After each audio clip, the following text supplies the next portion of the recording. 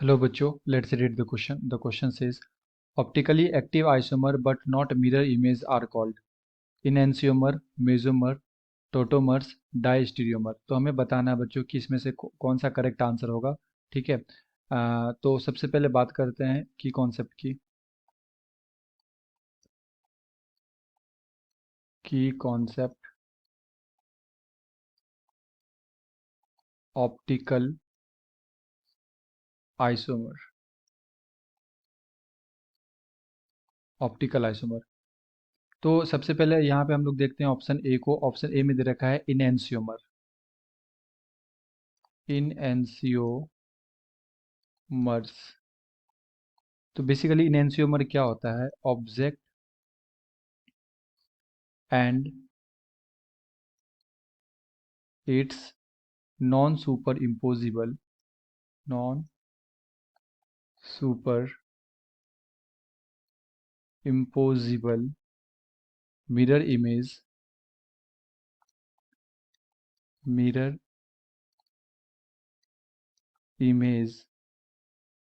Are called enantiomer. Are called enantiomer. ठीक है। तो जो हमारे पास कंपाउंड हो और उसका non superimposable mirror image जो होता है, इसे हम लोग क्या बोलते हैं? इनएंसियोमर बोलते हैं। एंड जो सिंगल कायरल सेंटर वाला जो हमारे पास कंपाउंड होता है ना, वो ऑप्टिकली आइसोमेरिज्म शो करता है बच्चों। एंड वो कैसा होता है? Non super imposable. लाइक अगर हमारे पास ये कंपाउंड है, यहाँ पे लगा हुआ है सपोज Cl, यहाँ OH, यहाँ पे लगा हुआ है Me मिथाइल, एंड यहाँ लगा है Et इथाइल। तो ये जो हमारा कार्बन है, ये कार्बन ये कैसा है बच्चों? ये हमारा कायरल कार्बन है। ठीक है। एंड कायरल कार्बन हम लोग उसे बोलते हैं जो बेसिकली चार डिफरेंट एटम से या ग्रुप ऑफ एटम से जुड़ा हो एंड sp3 हाइब्रिडाइज्ड हो। ठीक है। तो ये कैसा है हमारा? कायरल सेंटर वाला। तो इसका जो मिरर इमेज बनेगा वो कैसा होगा? Non super imposable. तो जैसे यहाँ पे लगा हुआ है Cl, एंड यहाँ आ जाएगा हमारे पास OH, यहाँ आ जाएगा Et, एंड यहाँ आ जाएगा Me। तो बेसिकली इस दोनों को हम लोग क्या बोलेंगे बच्चों? इनएंसियोमर। इनएंसियोमर। ठीक है। तो क्वेश्चन में क्या दे रखा है? Optically active isomer but not mirror image are called. तो ओके। तो जो इनएंसियोमर होते हैं बच्चों, ये ऑप्टिकली एक्टिव होते हैं एंड ये इसका क्या है? Non superimposable mirror image है। सेकंड में अगर हम लोग देखें तो सेकंड में दे रखा है मेजो। सो मेजो किसे बोलते हैं हम लोग? मेसोमर, the compound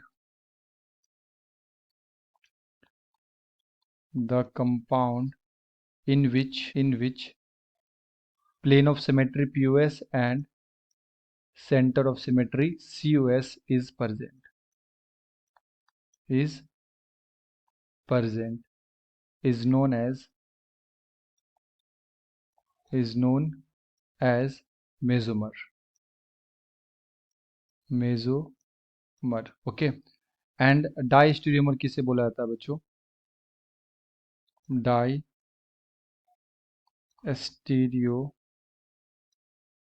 हम लोग किसे बोलते हैं? The stereo isomer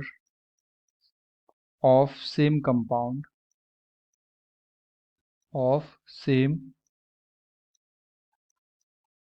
compound which are not related as object and its mirror image and its mirror image। yes। तो डाइस्टेरियोमर किसे बोलते हैं बच्चों? The stereo isomer of same compound which are not related as object and its mirror image. यानी कि जो object हमारा उससे कोई रिलेटेड नहीं रहता है ना उसके मिरर इमेज से, उसे हम लोग डाइस्टेरियोमर बोलते हैं। एंड मेसोमर किसे बोलते हैं? ऐसा कंपाउंड जिसमें प्लेन ऑफ सिमेट्री और सेंटर ऑफ सिमेट्री प्रेजेंट हो, उसे हम लोग क्या बोलते हैं? मेसोमर बोलते हैं। तो अगर हम लोग इसे एक एग्जाम्पल से समझे तो हमें ज़्यादा समझ में आएगा। जैसे हमारे पास ये एक कंपाउंड है, यहाँ पे लगा हुआ है बच्चों COOH, यहाँ लगा हुआ है OH, OH एंड COOH। तो ये हमारे पास फर्स्ट कंपाउंड है।